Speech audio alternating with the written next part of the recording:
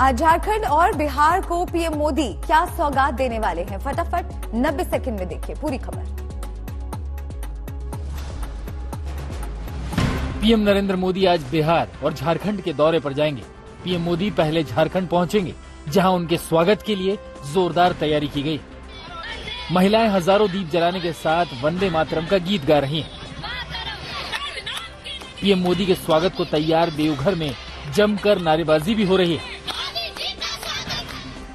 PM Modi Jharkhand में आज दोपहर करीब 1:15 पर पहले देवघर इंटरनेशनल एयरपोर्ट का उद्घाटन करेंगे। खास बात यह है कि 25 मई 2018 को पीएम मोदी ने ही देवघर एयरपोर्ट की आधारशिला रखी थी।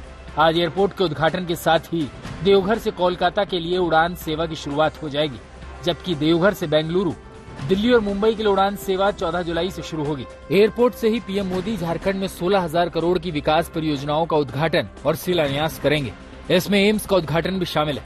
इसकी भी पीएम मोदी ने ही 25 मई साल 2018 को आधारशिला रखी थी। विकास परियोजनाओं के उद्घाटन के बाद पीएम मोदी दोपहर 2:40 के करीब भगवान भोले के दर्शन के लिए देवघर से बैद्यनाथ धाम पहुंचेंगे।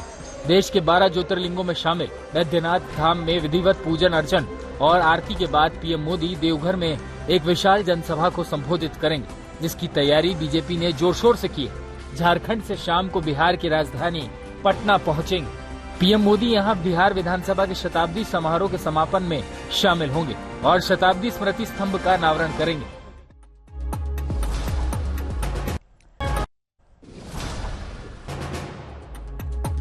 ज्ञानवापी केस में आज कोर्ट में क्या होगी अल्पसंख्यकों की दलील, हिंदू पक्षकारों में क्या हुआ नया विवाद, देखिए फटाफट 90 सेकंड में पूरी रिपोर्ट। ज्ञानवापी केस की आज एक बार फिर वाराणसी कोर्ट में सुनवाई होगी। कोर्ट में अभी केस की मेरिट पर सुनवाई चल रही और मुस्लिम पक्ष अपनी दलीलें पेश कर रहा है। अंजुमन इंतजामिया मस्जिद कमेटी की ओर से कोर्ट में दलीलें आज भी जारी रहेंगी। पहले 3 दिनों की सुनवाई के दौरान मस्जिद समिति के वकील ने यह दलील देने की कोशिश की कि हिंदू भक्तों की याचिकाएं क्यों सुनी जाने के योग्य नहीं है। मुस्लिम पक्ष की दलीलों के बाद हिंदू पक्ष याचिका के समर्थन में अपनी जिरह करेगा और इस बात का तर्क देगा कि केस क्यों सुनवाई योग्य है। दरअसल 18 अगस्त 2021 को राखी सिंह समेत 5 याचिकाकर्ताओं ने सिविल जज सीनियर डिवीजन की अदालत में केस दाखिल किया था। मुद्दा ज्ञानवापी में मां श्रृंगार गौरी की नियमित पूजा पाठ और अन्य देवी देवताओं के विग्रहों की सुरक्षा का था। बाद में इसी याचिका पर कोर्ट ने ज्ञानवापी परिसर के सर्वे का आदेश दिया था।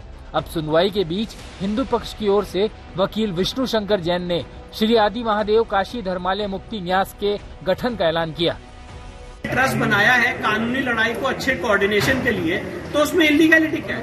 कानून का कोई ऐसा प्रावधान है क्या जो हमें रोकता है कि नहीं आप लीगल कोऑर्डिनेशन के लिए, लीगल लड़ाई के लिए ट्रस्ट नहीं बना सकते?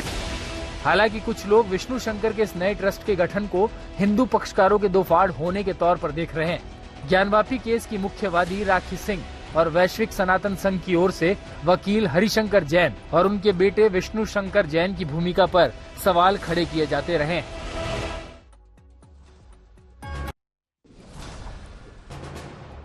अब बात गुजरात की करते हैं। गुजरात में बाढ़ और बारिश से मचा है हाहाकार और किन राज्यों में है मौसम का अलर्ट, देखिए फटाफट 90 सेकंड में।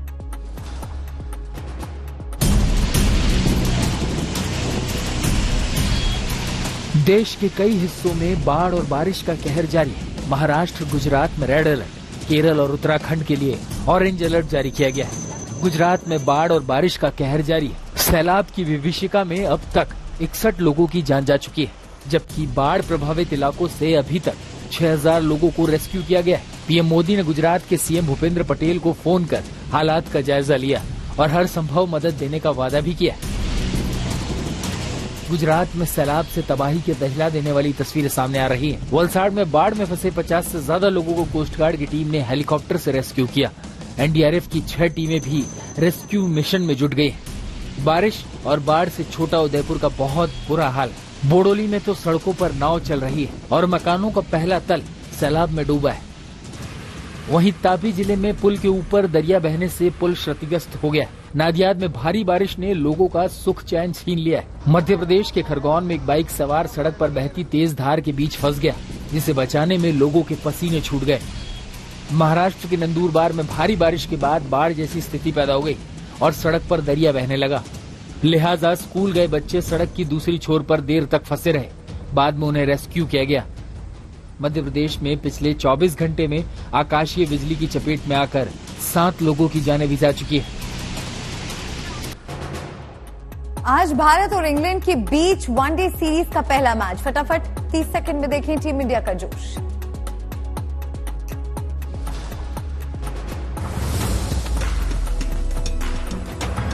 T20 सीरीज पर कब्जे के बाद टीम इंडिया और इंग्लैंड के बीच वनडे सीरीज का आज पहला मुकाबला खेला जाएगा। ये मैच ओवल में शाम 5:30 बजे से शुरू होगा। T20 सीरीज जीतने के बाद टीम इंडिया के हौसले बुलंद हैं। वो कप्तान रोहित शर्मा की अगुवाई में 3 मैचों की वनडे सीरीज पर भी कब्जा करना चाहेगी। वनडे सीरीज में इंग्लैंड की टीम की कमान जॉस बटलर के हाथ में है।